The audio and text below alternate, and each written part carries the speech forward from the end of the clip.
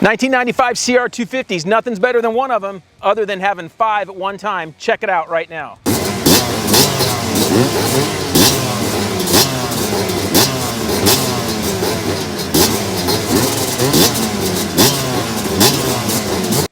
So it's finally come to fruition. All 5 of our bikes are built and done and all shot. It's an incredible feeling. Everybody asks me how long it takes. I try not to think about it, but it's been over 2 years that I've been working on the project. Slowly, I built up a lot of these bikes and people go, how did this come about? For those that don't know, I started off with 3 bikes that I'd gotten in different ways over like a 3 to 6 month period. I came across 3 CR250's. 2 were from kind of some our followers that offered them up for free or close to free. And then it started growing and I got up to 5. And honestly, people ask me why I'm building 5 CR250's, and the answer is that 6 is just too many. But all seriousness aside, I had to promise Spencer and my wife that I wouldn't do any more CRs. I probably could have got at least 2 more from people offering me at good deals and built those at the same time, but we are kind of CR'd out, which is hard to believe. So the first bike that we completed was, I call it the pink bike, and it's called Nuclear Red. And this is a bike we got done for the Langston's Bike Show in October of 23. And the bike wasn't even running when I took it to the show. My buddy Donnie was going a couple weeks later and he said, hey, you can get this bike done. I'm like, not really, because I was dragging my feet. So I just got it done, didn't worry about starting it, and got it over there. So that gave me some motivation to have it at the show. As you can see, it was really cool to have it out there. Everybody dug it. And that kind of kickstarted me into getting it going. And then Dirt Bike Magazine shot it. And it was on their website for Two Stroke Tuesday, as well as in the magazine. So the next one to finish, we called it Cop Bike. We gave all the bikes a nickname while we were working.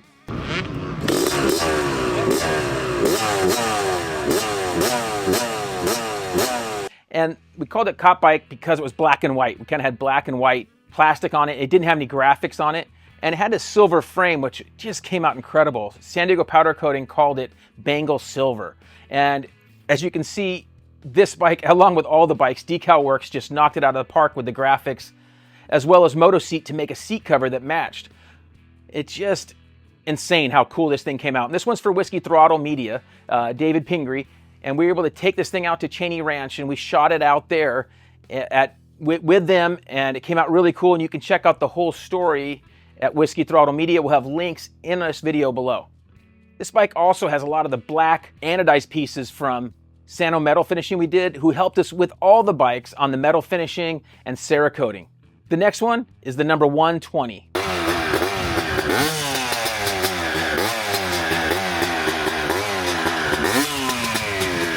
Black Night, we call this thing, and it was black the whole time. We wanted something that was just totally different than the rest of the bikes.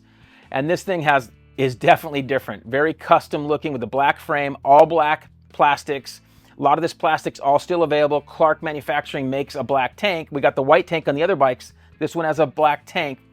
And we did a lot of black pieces to really offset this. But then with the graphics, we went with a modern look from Decal Works, who was able to use a chrome red look on this thing to really brighten it up too. So it's really nice. Got the Galfer lines in the red and black to offset a lot of the look of this thing. When we did the hubs, we did them a bronze, so it wouldn't be too much black on black. Nackstar helped us out with wheels for all of our bikes, for the rims. We had to rebuild all the stock pieces. There's no one really with good wheel sets for all these older bikes. So Nackstar helped us out with rims on these bikes and even helped us with silver rims on the other bikes. We got the black rims and we have Tuss spokes. We have Pro X bearings within those hubs to really help finish off these wheels on these bikes. And you can see this 120 bike that we have on our Dirt Bike TV YouTube and our website. You can check out the full story that Spencer's got up on this thing on our website, as well as check out the video in the link in the description below. The next one is our Gas Red number 33 bike.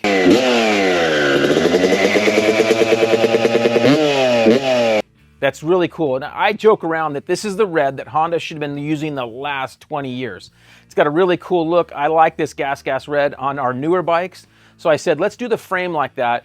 And San Diego Powder Coating is the one that does a lot of the race team frames, so they knew the exact red to make this thing. So for this bike, we have a lot of white on here too, with the white Galfer lines, all the white plastic, and Moto seat helped make this custom seat cover to match the graphics so well. This bike was shot with Dirt Bike Magazine as well, and a Two-Stroke Tuesday, and a video is on their site that you can check out in our description as well. You can see the Works Connection bits on here, really nice. They go well with all of our pieces. We got our ODI bars and grips, Motion Pro Vortex, SE throttle, a lot of really cool bits, and this bike is just a hit. The last one we have for you is our number one 1996 themed Jeremy McGrath racer. I say themed, it's no replica by any means. I got too many people helping out and Factory Honda's not going to help me make one, so I had to do it on my own. So we did a themed bike, so we tried to make it look as if it was in that era with him racing. That bike, what's funny about it, it only had one piece of red plastic, and it was the nuclear red. When we call it pink plastic, it's because it looks pink. It also changes colors. Very hard to get graphics to match it. But just the front fender was the nuclear red. And we made a really cool 1-800-FMF race on the DecalWorks graphics for us. And it's hard to match this plastic, so our stickers are just free floating everywhere. Even Honda back then, the red on the shrouds and tank here was a bit different than the seat. Moto seat helped source us and the new foam for this bike, and we're able to, from Throttle Jockey, get a matching seat cover that Moto seat installed for us. So we wanted to have this nostalgic look. We wanted to go with the old school looking seat cover so it really fit the part. Pro-X rotors also on these things. When we rebuilt these wheels, Pro-X has an immense amount of parts for these bikes. Hope you're enjoying our video so far. Remember, if you're gonna go shopping for dirt bike parts, use our Rocky Mountain link, and we have many other good links and codes for you. This bike was shot with Racer X magazine. You can see it in the magazine and an online video. We'll have the description in the link below. These bikes, doing all 5 of these bikes was an immense project, as I said. It took us 10 sets of suspension to get these 5 bikes done. When we were at Race Tech going through suspension, so many things wrong. We used about 8 or 9 engines to make these 5. I got engines in various stages, and it was a disaster matching up, figuring out which cases could be fixed, which transmissions had decent pieces in them, buying pieces on eBay, different salvage places. I had a lot of followers that helped us too. When I posted things, a lot of guys helped us out. They would message us and sell us a shock for $100. And I bought a few things that didn't work. We bought a shock, get it inspected, it's no good. People, and they don't believe you because internally it's messed up, but externally they think it's fine because it was fine on their bike, when it was on there 10 years ago. So we had a lot of little hiccups like that, but as you can see, all the hard work paid off. And even taking a couple years, we did a lot of other projects in between that time, and a lot of dirt bike riding as well. So we still got a lot of riding in and a lot of working on bikes, but we took our time in building these things, and you can see the finished result is incredible. On the engines, we have black anodize on a few of the bikes. The number 1 bike here has the black anodize with a spec bolt. Andrew Langston helped us rebuild the crankshaft with our Pro-X pieces. Of course, the engine is just completely gone through. Same thing with the frame, everything about it. The linkage pieces are all changed. The Pro-X bearings, same thing with the steering stem, new races, new stem bearings. Everything's been vapor blasted or treated. The air boxes were vapor blasted, and the black ones were Cerakoted to give it that cool custom look. We wanted to make sure that, like on this number 1 bike, when we look at all the photos of McGrath's bike, it had a black airbox. So we wanted to have a black airbox. Even though we were putting stickers over it, we still wanted to have that. We had a good time shooting all 5 of these bikes, and we wanted to find a location that would suit these 5 bikes. And early summer in Southern California, everything's turned brown, but we hit up our buddy Jeff Blackmore to shoot these things at his place, and as you can see, the setting's incredible. Jeff's a great guy, has a really nice place here, and we're able to set these things out by the pond and get a good look. Also by the OK Corral, his office. We were able to shoot them at different places, and it's really cool.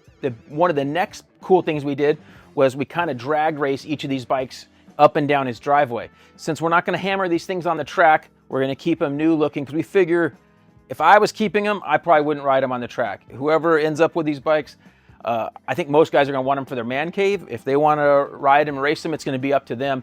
So we brought out some extra, we have extra wheels for these things with some junky tires, and we just drag race these things up and down the driveway.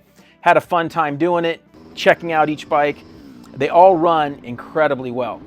Okay, so one of the big questions I get from guys is, they get a few questions. They want to know if we're selling them and those types of things, but they want to know if they're building their own bike. They have these questions. And one of the cautions I tell people is that for most guys, these builds to this level don't make financial sense.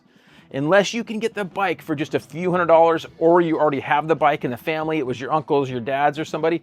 If you're starting with a bike like that, that's already kind of paid for and not part of the equation, and you want to fix it up for sentimental reasons, I say go for it. It makes total sense to do that. But you want to be careful, because you can easily have $5,000 just into like what you see right here, just in parts and so forth. So if you pay $2,000 or $3,000 for a core bike to start with, that can really be tough if you spend $5,000 fixing it up. That's not counting on any hidden problems like suspension. If your forks internally are no good, or your shock body, that can raise your cost a ton. So I always caution guys to be really careful on these older bikes, how far they want to go, and to expect the worst if they're going to go after fixing one of these things. Here's a few more sights and sounds of our shoot day. Enjoy.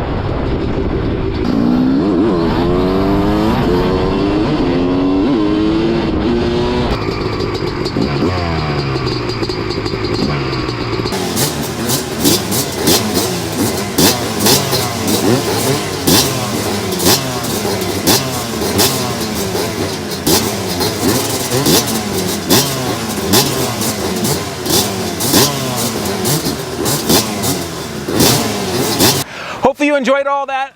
Pretty incredible, all these CRs. We'll see you next time.